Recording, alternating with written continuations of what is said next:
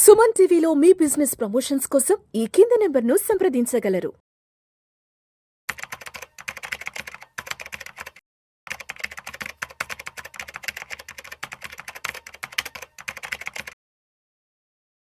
Bank nifty last time nifty 25,100 నుంచి all time high cross అయింది. All time high fresh all time వచ్చింది 26,277. But bank nifty all time high రాలేదు. So pending అనుకోవచ్చు ఒక రకంగా. 54,467 all time high. Last 4 years నుంచి కూడా bank stocks ఎక్కువ రిటర్న్స్ ఇవ్వలేదు. ఎక్కడేసిన గొంగలు అక్కడే ఉంది. సో ఇప్పుడు ఏదన్నా బూమ్ వచ్చినప్పుడు ఏదో మళ్ళీ మార్కెట్ కొంచెం జూమ్ అవుతుంటే ఫస్ట్ పెరిగే స్టాక్స్ ఏంటి? బ్యాంకింగ్ స్టాక్సే పెరగచ్చు. ఎందుకంటే ఇండివిజువల్ స్టాక్స్ చెప్పకూడదు కాబట్టి బ్యాంక్ నిఫ్టీ ఉన్న స్టాక్స్ బ్యాంక్ స్టాక్స్, ఎందుకంటే గ్రోత్ కొంచెం వచ్చినా డివిడెండ్ కూడా యాడ్ అవుతుంది కాబట్టి, ఎందుకంటే పక్కాగా చూపించాలి వాళ్ళు, డివిడెండ్ పక్కాగా ఇస్తారు. సో ఎందుకంటే ఏది ఉందో అది చూపించాల్సిందే. ప్రైవేట్ కంపెనీ లాగా ఉండదు కదా అటు ఇటు మార్చడానికి. సిఏ చేతిలో ఉంటాయి.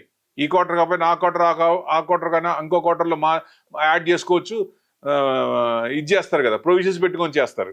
సో అక్కడ అట్లా కాదు కదా. కంపల్సరీ ఏ మంత్కి ఆ మంత్ డిక్లేర్, ఏ మంత్కి ఆ మంత్ చేసుకొని క్వార్టర్కి 3 monthsకి డిక్లేర్ చేసేస్తారు. సో డెఫినెట్ కదా అది బ్యాంక్స్లో కొంచెం ఎక్కువ ఇంట్రెస్ట్ ఇచ్చే వాళ్ళు కూడా ఎక్కువ మంది అట్రాక్ట్ అవుతుంటారు బ్యాంకులో. సో బ్యాంక్, ఎందుకంటే బ్యాంక్ నిఫ్టీలో ప్రైవేట్ సెక్టరే 80.58% ఉంది. 80%, 81% అనుకోవచ్చు ఒక రకంగా. Public sector 17%. So other banks 2.42%. అంటే ఎక్కువ పర్సెంట్ బ్యాంక్ నిఫ్టీలో ఓన్లీ బ్యాంక్స్ పెరిగినప్పుడు మాత్రమే ఈ బ్యాంక్ నిఫ్టీ పెరుగుతుంది. దాంట్లో ఎన్ని ఉన్నాయి? 12 ఉన్నాయి. ICICI, SBI, Kotak, Axis, HDFC bank, PNB, bank of Baroda, IndusInd bank, Canara bank, Fed bank, IDFC bank, AU bank.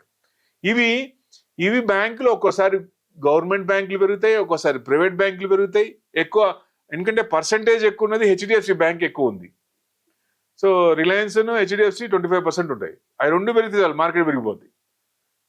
So ఇట్లా బ్యాంకులన్నీ చూసుకొని సెలెక్షన్ ఆఫ్ ద స్టాక్స్ అంటే ఎట్లా పెడతారు? ఈ 12 స్టాక్స్ అనేవి ఎట్లా సెలెక్ట్ చేస్తారు అంటే మార్కెట్ క్యాప్ని బట్టి, వాటి లిక్విడిటీని బట్టి, overall financial health of the banks తీసుకుంటారు.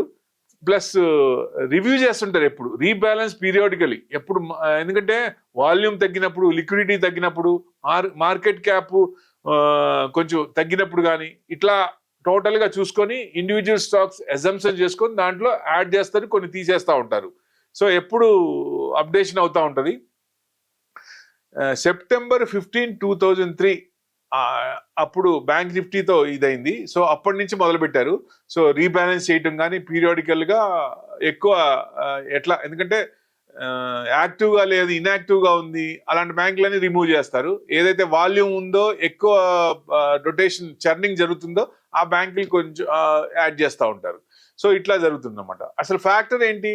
ఎట్లా క్రెడిట్ గ్రోత్ ఉందా లేదా, ఎన్పిఏ నాన్ పెర్ఫార్మింగ్ అసెట్స్ ఏమైనా పెరుగుతున్నాయా, బ్యాంక్ పెరుగుతున్నాయా, మెయిన్ ఈ ఒక ఫ్యాక్టర్ కూడా చూస్తారు కదా. రెగ్యులేటరీ పాలసీస్ ఏంటి, రెగ్యులేటరీ పాలసీస్ వాళ్ళ మీద ఏమన్నా నెగిటివ్స్ ఏమైనా ఉన్నాయా, పాలసీలు వచ్చేవి బ్యాంక్ ఏమైనా ప్లస్ అవుతుందా. సో గ్లోబల్ ఎకనామిక్ కండిషన్స్ కూడా చూస్తారు. దాని ప్రకారం ఫ్యాక్టర్ తీసుకొని దాన్ని సెలెక్షన్ చేసుకుంటారు. సో బెనిఫిట్స్ ఏంటి అంటే ఎక్స్పోజర్ టు లీడింగ్ బ్యాంక్స్. అంటే మనం ఇండివిజువల్గా అయితే ఆ బ్యాంక్ స్టాక్ అన్ని కొనుక్కోవాలి, అంత డబ్బు పెట్టి కొనలే కాబట్టి బ్యాంక్ నిఫ్టీలో పెట్టుకుంటే దానికి ఆ బ్యాంక్ లీడింగ్ ఎక్స్పోజర్, ఆ బ్యాంక్స్లో మనం ఇన్వెస్ట్మెంట్ చేసినట్టు లెక్క అవుతుంది. గ్రోత్ పొటెన్షియల్ ఉంటుంది. సో ఇన్కమ్ డివిడెండ్ ఇస్తారు. ఆ బ్యాంక్ నిఫ్టీలో ఉన్నది కొంచెం ఆ స్టాక్స్ అన్ని కొంచెం డివిడెండ్ ఇస్తాయి కాబట్టి దాని ప్లస్ యాడ్ అవుతుంటుంది. సెక్టార్ స్పెసిఫికేషన్ ఇన్వెస్ట్మెంట్ అవుద్ది. ఓన్లీ బ్యాంక్స్, నాకు బ్యాంక్సే ఇష్టం అన్నది కొంతమంది ఉంటారు. బ్యాంక్లో పనిచేసేవాళ్ళు బ్యాంక్లోనే పెడతారు. ఒక రకంగా మొత్తం బ్యాంక్లే ఉంటాయి. పోర్ట్ఫోలియో చూస్తే మొత్తం బ్యాంక్లోనే ఉంటాయి. అట్లా ఎప్పుడు దయచేసి చేయకండి. మంచి కంపెనీలు సెలెక్ట్ చేయండి, గ్రోత్ ఓరియంటెడ్ కంపెనీ సెలెక్ట్ చేయండి, లాంగ్ టర్మ్ వ్యూ పెట్టుకోండి, రిటర్న్స్ మంచిగా వస్తాయి, మల్టీఫోల్డ్ అవుతాయి. మల్టీ బ్యాగర్ సెలెక్ట్ చేయండి. ఒక్క మల్టీ బ్యాగర్ చాలు ఎవరికైనా సరే మిలియనీర్ అవ్వటానికి. సో డెఫినెట్ గా పెద్ద పెద్ద వాళ్ళందరూ స్టార్టింగ్ లో మంచి ఇప్పుడు రాకేష్ జుంజునాలా కూడా అలా కూడా టైటాన్ని పట్టుకున్నారు, కోట్లు డబ్బులు ఇచ్చింది ఆయనకి. మెయిన్ టర్నింగ్ పాయింట్ టైటానే. అట్లా ప్రతి ఒక్కళ్ళు కూడా దాని ప్రకారం తీసుకుంటే బెస్ట్. అంటే వెయిటేజ్ ఎట్లా ఇచ్చారు దీనికి అంటే ఒక్కొక్క దాని 12 స్క్రిప్ట్ లో వెయిటేజ్ ఎట్లా ఇచ్చారు. హెచ్డిఎఫ్సి బ్యాంక్ లో 28.9%. అంటే హెచ్డిఎఫ్సి ఒక బ్యాంక్ చాలు పెరిగిపోవడానికి. సో ఐసిఐసిఐ 24.69%, కోటక్ లో 9.8. అంటే కోటక్ పర్సంటేజ్ 9.8% బ్యాంక్ నిఫ్టీలో ఉంది. Axis bank 8.57, SBI 7.7, IndusInd bank 4.9, తర్వాత Fed bank 3.25, bank of Baroda 2.75, IDFC 2.71, AU bank 2.37. అంటే ఈ పర్సంటేజ్ ప్రకారంగా తీసుకొని దానికి బ్యాంక్ నిఫ్టీకి వెయిటేజ్ ఇచ్చారన్నమాట.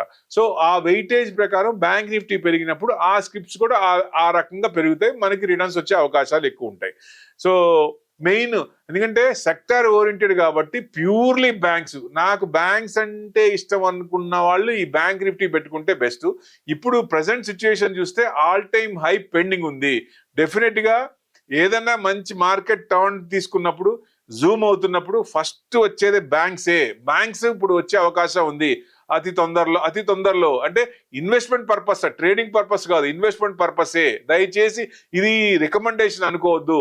ఈ మంచి బ్యాంకులు పెట్టుకుంటే డివిడెండ్ కూడా యాడ్ అవుతుంది కాబట్టి మనకి మంచి రిటర్న్స్ వచ్చే అవకాశాలు ఉంటాయి. ఇది సద్వినియోగం చేసుకుంటే, ఎందుకంటే నిఫ్టీలో ఏంటంటే డిఫరెంట్ సెక్టార్స్ ఉంటాయి. ఇప్పుడు అన్ని సెక్టార్స్ పెరగవు, అన్ని సెక్టార్స్ పడవు.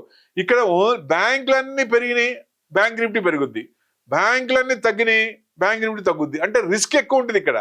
నిఫ్టీలో రిస్క్ తక్కువ ఉంటుంది, ఎందుకంటే డిఫరెంట్ సెక్టార్స్ ఉంటాయి కాబట్టి కొన్ని సెక్టార్స్ పెరుగుతాయి, కొన్ని సెక్టార్స్ తగ్గుతాయి. సో అది బ్యాలెన్స్ ఉంటుంది కాబట్టి రిస్క్ తక్కువ ఉంటుంది నిఫ్టీలో. ఎక్కువ మాక్సిమం బ్యాంక్ నిఫ్టీ ట్రేడింగ్ చేసే వాళ్ళకి బ్యాంక్ నిఫ్టీ కాకుండా నిఫ్టీ చేస్తే ఉత్తమం. రిస్క్ కొంచెం తగ్గుద్ది కాబట్టి లాస్ అయ్యే ఛాన్సులు కొంచెం తక్కువ ఉంటాయి. కానీ రెగ్యులర్ గా చేయకుండా ఏదన్నా మార్కెట్ ఫాలో అవుతున్నప్పుడు, డిప్ వస్తున్నప్పుడు అప్పుడు కాల్ ఆప్షన్ కానీ, మార్కెట్ పడుతున్నప్పుడు పుట్ ఆప్షన్ కానీ కంటిన్యూస్ గా పెరిగింది, సో అక్కడి నుంచి కొంచెం పడచ్చు అనుకున్నప్పుడు పుట్ ఆప్షన్ కానీ చూసి ఎంటర్ అయితేనే బెస్ట్. మన దగ్గర డబ్బులు ఉన్నాయి కదా, సిస్టమ్ మీద కూర్చున్నాం, చేతిలో ఫోన్ ఉంది, ఖాళీగా కూర్చోవటం ఎందుకు, ఏదో ఒకటి చేద్దామని చెయ్యొద్దు. దయచేసి మార్కెట్ కి డబ్బులు ఇచ్చేటట్టు కాకుండా మీరు మార్కెట్ నుంచి ప్రాఫిట్ తీసుకునేటట్టు ఉండండి. ఎట్టి పరిస్థితిలో అవకాశాన్ని సద్వినియోగం చేసుకోండి. ఎప్పుడు అవకాశాలు వస్తాయి అవకాశం కోసం వెయిట్ చేయండి, అప్పుడే వస్తాయి డబ్బులు. ఏదో ఒకటి చేద్దాం, ఉన్నది పోగొట్టుకుందాం అనుకుంటే పోతాయి, మొత్తం డబ్బులన్నీ పోతాయి. అదే కదా రిపోర్ట్, సెబీ రిపోర్టు, మొత్తం 99% people are losing, that too Hyderabad people are losing more money అన్నది. ఎందుకంటే పోగొట్టుకోవాలా, ఎందుకంటే వేరే స్టేట్ లో నుంచి వచ్చి ఇక్కడ ఉన్న వాళ్ళు పోగొట్టుకుంటున్నారు ఒక లెక్క, కానీ హైదరాబాద్ పేరు వస్తుంది కదా, పోగొట్టుకుంటున్నారని, డబ్బులు పోగొట్టుకుంటున్నారని. అది ఎందుకు రావాలి, జంట నగరాల్లో పోగొట్టుకుంటున్నారు, ప్లస్ తెలుగు రాష్ట్రాల్లోనే ఎక్కువ పోగొట్టుకుంటున్నారు, మన తర్వాత ఆంధ్ర అన్నట్టు. సో ఇట్లా కాకుండా ఇన్వెస్ట్మెంట్ యాంగిల్లో ఎవరైనా వస్తే డెఫినెట్ గా లాంగ్ రన్ వ్యూ పెట్టుకుంటే, ఎందుకంటే డబ్బులు మన కోసం పనిచేయాలి, ఎప్పుడు మనం పని చేయలేము, కంటిన్యూస్ గా చేయలేము. సో ఒక స్టేజ్ వచ్చినాక మనకి తగ్గిపోతా ఉంటుంది కాబట్టి అక్కడ దాకా మనం వ్యసనం, డబ్బులు సంపాదించడం వ్యసనం ఉంటే ఆ తర్వాత డబ్బులే మనని పెంచుతుంది, అదే మనకి వర్కౌట్ చేస్తుంది. మనం నిద్రపోతున్న డబ్బులు మన కోసం పనిచేస్తూ ఉంటాయి. ఆ లెక్కన ప్లాన్ చేసుకోవాలి. సో డైవర్సిఫైడ్ ఇది చేసుకొని ఎక్కడ పెట్టాలి, ఏం పెట్టాలి, మీ అనలిస్ట్ తీసుకొని దాని ప్రకారం చేస్తే బెస్ట్. ఏదన్నా మీకు ట్రేడింగ్ చెయ్యాలి అనిపిస్తే, మనకి లాంగ్ టర్మ్ లో ఇన్వెస్ట్మెంట్ చేసినప్పుడు కొంత పర్సంటేజ్ మనకి ప్రాఫిట్ వచ్చినప్పుడు ఆ ప్రాఫిట్ తీసి దీంట్లో రిస్క్ చేయండి ట్రేడింగ్ దాంట్లో. అంతేగాని డైరెక్ట్ క్యాపిటల్ తీసుకొచ్చి దీంట్లో పెట్టి రిస్క్ చెయ్యొద్దు, అప్పుడు ఏదన్నా పోతే మనం ఇబ్బంది పడాల్సి వస్తుంది. సో డెఫినెట్ గా క్యాపిటల్, హార్డ్ అండ్ మనీ పోగొట్టుకోకుండా ఉండాలంటే వచ్చిన ప్రాఫిట్ డైవర్ట్ చేస్తేనే best. Equity is the best always. So the equity investment చేస్తే లాంగ్ టర్మ్ లో అందరూ హ్యాపీగా ఉంటారు, రిటర్న్స్ బాగుంటాయి, పిల్లలు బాగుంటారు, ఫ్యామిలీ బాగుంటుంది, దేశం బాగుంటుంది. సో ఎక్కువ ఇన్వెస్టర్స్ రావాలి మార్కెట్కి, ఎక్కువ ఇది కావాలి.